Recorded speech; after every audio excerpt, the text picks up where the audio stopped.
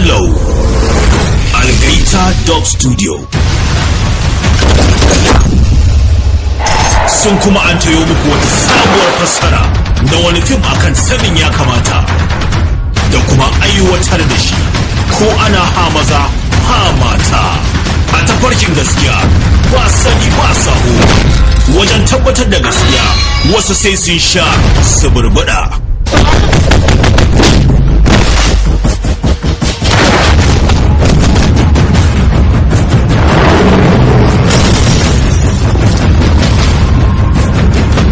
Cikin da wuka ba ta hudawa shi ne ciki fal gaskiya.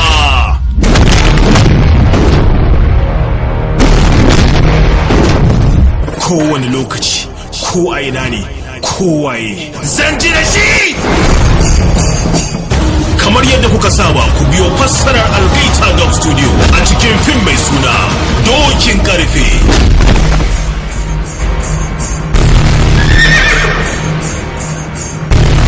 Da malmale a cikin wannan shiri wanda yana nan tafe. Kada ku manta sunan wannan fim